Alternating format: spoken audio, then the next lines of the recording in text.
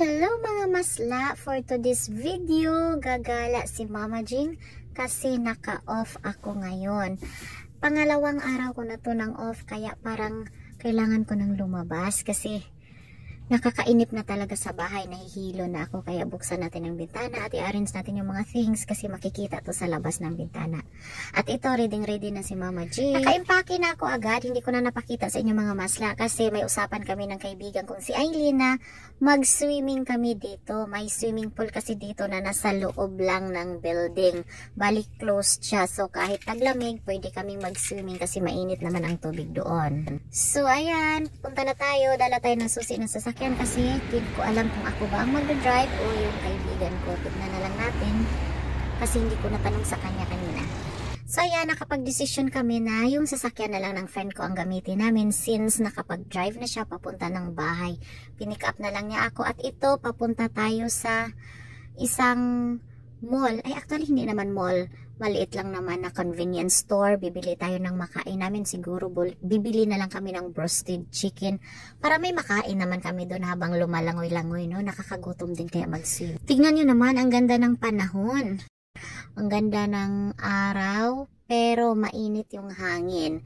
Pero no worry tayo dyan mga masla kasi malamig naman doon sa loob ng pool. Ano lang palipas oras kay nangalipong na dyan may ginigda. Kay second day off na ninamo karon. Anyway mga masla, holiday pala ngayon dito sa New Zealand, Otago Day. Kaya kami pala naka-off ngayon kasi holiday dito. Kaya gagawin na lang naming busy ang aming mga araw, diba, Charis? Ito na tayo sa Pack and Save mga masla. Nakikita natin na nag-red at nagdidilawan na yung mga dahon dito. So pa-autumn na talaga ang New Zealand.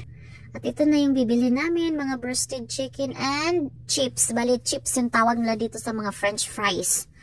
Ito yung kaibigan kong ang fresh. Ang fresh daw. At ayan na, pupunta na tayo. Diretso na tayo dun sa swimming area. Kala mo ang galing mag-swimming, char. Hindi masyadong traffic ngayon mga masla kasi nga holiday. Walang pasok yung mga bata, walang mga trabahante, kaya medyo ganito lang yung daan. At dito na malapit na tayo sa event center yung tawag namin dito.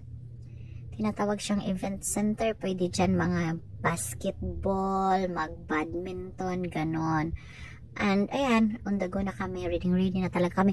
Pero mga masla, bawal ang cellphone or bawal ang mag-video or mag-picture sa loob ng swimming area. Kaya wala tayo masyadong magiging video nito sa loob. Pero syempre, hindi tayo magpapatalo. Gagawa ako ng paraan para makapag-quick video doon at may pakita ko lang sa inyo anong forma doon sa loob.